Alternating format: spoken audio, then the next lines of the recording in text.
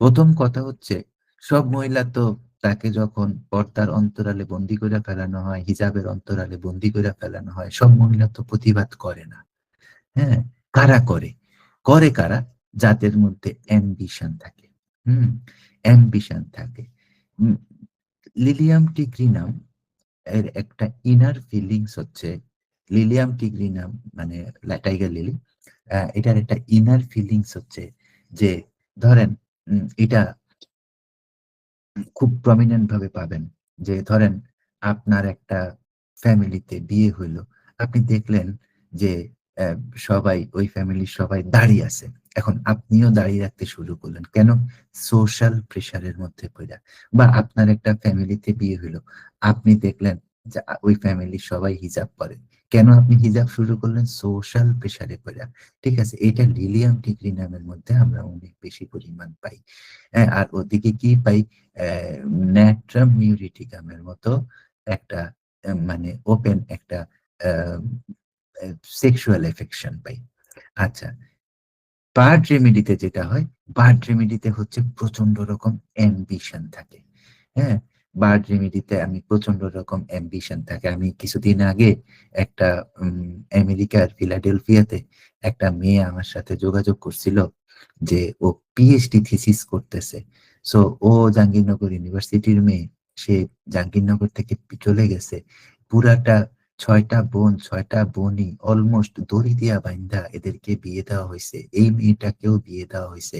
এবং এই মেয়েটাকে বিয়ে দেওয়া হওয়ার পরে তাকে 2টা বাচ্চা, তাকে অলমোস্ট রেপ করে, আমি ভিডিওটা কখনো যদি দেখাতে পারি আপনারা বুঝবেন, অলমোস্ট তাকে রেপ করে তাকে 2বার প্রেগনেন্ট করা হয়েছে যাতে সে ছুটে না যায়।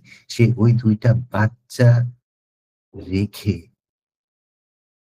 মালিবাগে একটা হোস্টেলে থেকে সম্পূর্ণ ভিসা নিজে নিজে প্রসেস করে, আমেরিকান এমবেসির ভিসা প্রসেস করা one of the toughest job on the planet, সে চলে গেছে। প্রচন্ড রকম অ্যাম্বিশাস থাকে, প্রচন্ড রকম অ্যাম্বিশাস থাকে। এবং এই অ্যাম্বিশনের কারণে এরা কখনো মাটি চোখে দেখে না, ডিফিকাল্টিজ ইন গ্রাউন্ডিং, এরা কখনো মাটি চোখে দেখে না। এবং কি থাকে? প্রচন্ড রকম বাউন্ডারি, বাউন্ডারি থাকে না এদের। এখন বাউন্ডারি থাকে না 2 রকম রোগীর। বাউন্ডারি থাকে না, যারা এক ধরনের রুগী দেখবেন খাইতে আছে তো খাইতেই আছে, খাইতেই আছে, খাইতেই আছে, খাইতেই আছে, গল্প করতেছে তো গল্প করতেছে, গল্প করতেছে, কথা বলতেছে তো কথা বলতেছে, কথা বলতেছে। এটা এন্ডোক্রিনাল সিস্টেমের বাউন্ডারি নষ্ট হয়ে গেছে। আরেকটা হচ্ছে এদের বাউন্ডারি হচ্ছে যে আমাকে কোনো কিছু কি করতে পারবে না, আটকাইতে পারবে না। বার্ড রেমেডিতে খুব কমন একটা ডিলিউশন আছে, বার্ড রেমেডিতে খুব কমন একটা ডিলিউশন আছে। সে কথায় কথায় বলে, যেমন বিকালবেলা বান্ধবীদের সাথে বা বন্ধুদের সাথে বের হইতে ইচ্ছা করছে, বের হওয়ার কথা ছিল, কিন্তু সে বের হইতে পারে নাই। এখন আহ, এখন তার এক্সপ্রেশন হচ্ছে যে আমার মনে হচ্ছে যে আম্মা আমার ডানাগুলা কেটে দিছে। কারণ হচ্ছে there is no issue with boundary, তার কাছে কোনো বাউন্ডারি নেই, কারণ সে উঠতে জানে। হ্যাঁ, এইটা হচ্ছে এইটা হচ্ছে বার্ড রেমিডির আরেকটা ইয়া। চতুর্থ জিনিস হচ্ছে, এটা হচ্ছে ফাঁদ। এই যে অনেক রুগী আসে, অনেক ডাক্তার আসে, আইসা বলে যে স্যার নেট্রামিউরিটিকাম দিছি, স্যার ওই গ্রাফাইটিস দিছি, স্যার লেকক্যানাইনাম দিছি, কিছু হয় না, এটা হয় না, সেটা হয় না। চতুর্থ জিনিস হচ্ছে পার্ট রেমেডি, লাভ সম্পর্ক সবচেয়ে বেশি মেনটেন করে নেট্রাম গ্রুপ। এবং নেট্রাম গ্রুপটা এমন একটা গ্রুপ, কারণ আমি যখন আপনাদের পেরিওডিক টেবিল বুঝাবো তখন দেখবেন যে সে যেখানে বসে আছে তার পক্ষে ওই ওই রোতে, ওই রো এর ওই টেবিলে, ওই রোতে ফ্যামিলির বাইরে অন্য কিছু চিন্তা করা সম্ভবই না থিওরিটিক্যালি। কিন্তু সবচেয়ে বেশি ডেলিকেট সম্পর্ক মেনটেন করে বার্ড রেমেডি। ওর লাভ, ওর অ্যাটাচমেন্ট নেট্রামের থেকে কয়েকশো গুণ বেশি, কয়েকশো গুণ বেশি।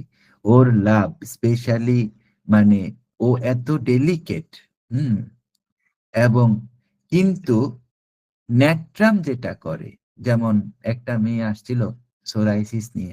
আমি মেয়েটাকে বললাম যে, তুমি তোমার হাজবেন্ড যদি তোমাকে বলে যে তোমাকে তোমার সাথে আমার কোনো সমস্যা হবে না, শুধুমাত্র বিয়ে করার পরে জব ছেড়ে দিতে হবে, তুমি কি করবা? তখন ওই মেয়েটা আমাকে বলছিল যে আমি জব ছেড়ে দিব। This is natrum. Bird remedy বলবে যে না, আমি তোমাকে ভালোবাসবো, বছর বছর আইফোনের মডেল চেঞ্জ করে দিব, আমি তোমাকে সব কিছু করব, কিন্তু তুমি আমার স্বাধীনতায় কোনো হাত দিতে পারবা না। আমি কখন মায়ের বাসায় যাব, কখন আমি আমার বাসায় আসব, রাত্রবেলা কয়টার সময় আমি বাসায় ফিরবো, কয়টার সময় আমি ফিরবো না, আমার কয়টা বয়ফ্রেন্ড থাকবে, আমার কয়টা গার্লফ্রেন্ড থাকবে, you are none to detect it, sorry, dictate it. This is the dimension of bird remedy. এবং আপনি মনে করতেছেন যে বাংলাদেশে কত পাবেন? আপনি এখনকার বাচ্চাদের দিকে তাকায় দেখেন, তাইলে বুঝবেন আমি কি বলতেছি। এখন যারা ধরেন যাদের বয়স 20, 22, 25, তাদের সাথে কথা বললে দেখেন। হ্যাঁ, সো নেট্রাম হচ্ছে ফ্যামিলির জন্য কিছুটা স্যাক্রিফাইস করবে, ভালো স্যাক্রিফাইস, বাট রেমেডি তার ইন্ডিপেন্ডেন্স, তার যেই ইয়া মানে তার যেই স্বাধীনতা, ওই স্বাধীনতার জন্য 1 সেকেন্ডের কোনো স্যাক্রিফাইস তার হাজবেন্ডের সাথে, তার বাবার সাথে, তার মায়ের সাথে করবে না। হ্যাঁ, এবং মানে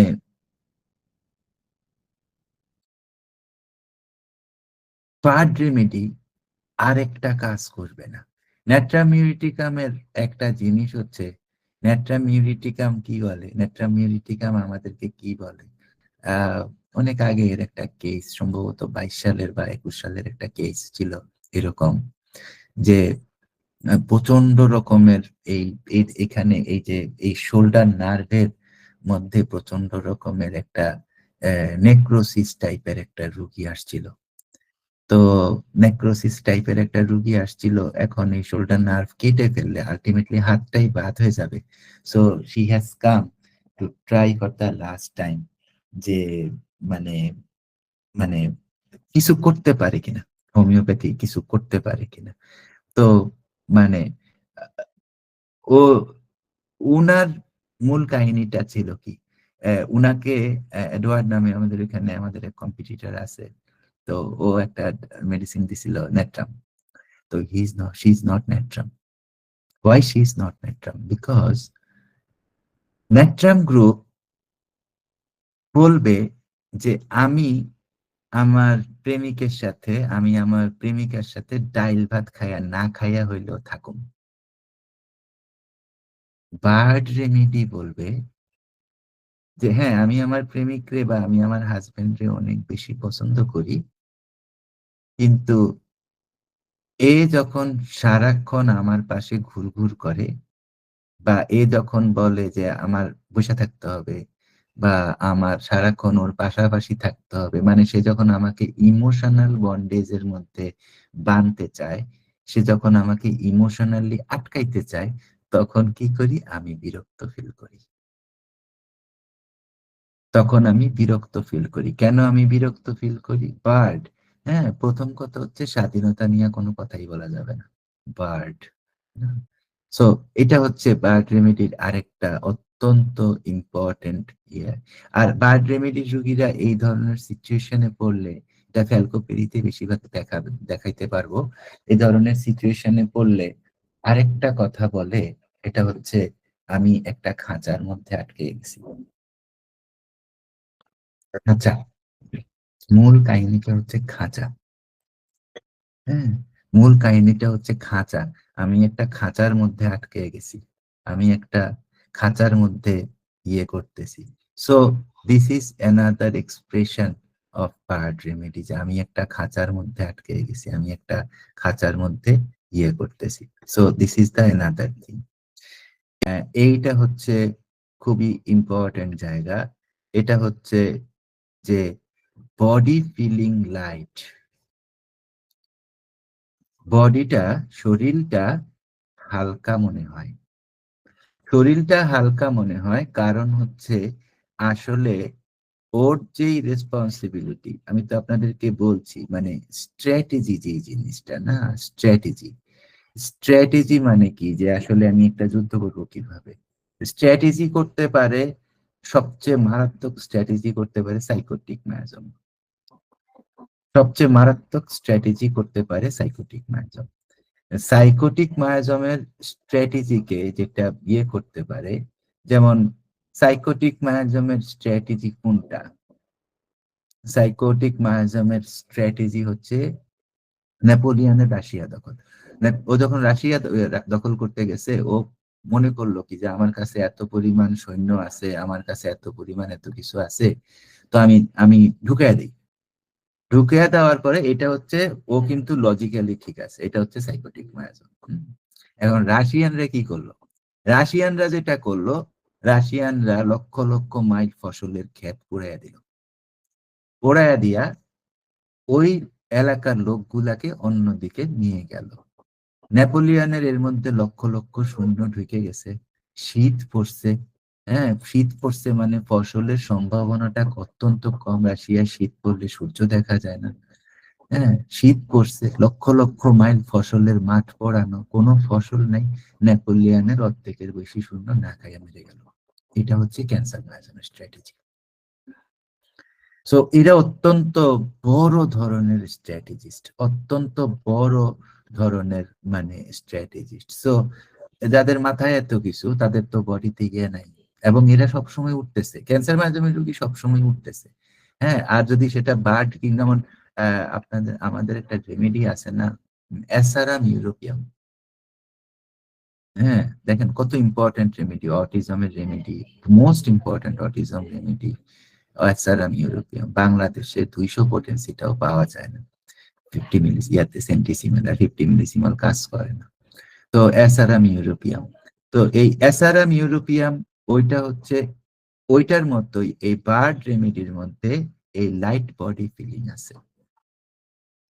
লাইট বডি ফিলিংটা অনেক বেশি আছে, এবং এরা অসম্ভব রকম বড় ধরনের স্ট্র্যাটেজিস্ট। হ্যাঁ, এবং মনে রাখবেন এদের সব সময় একটা উইং, পাখা আছে, এই ধরনের একটা সেন্সেশন আছে। এদের সব সময় পাখা আছে, এই ধরনের একটা সেন্সেশন আছে যে আমার পাখা আছে, এই কারণে বলে আমাদের ডানা কেটে দিছে। হুম, সব সময় পাখা আছে। হ্যাঁ, এবং আরেকটা হচ্ছে ড্রিমস অফ ফ্লাইং, যেটা থুজা। হ্যাঁ, থুজা, ড্রিমস অফ ফ্লাইং বা ফলিং। এখন থুজা কি করবে?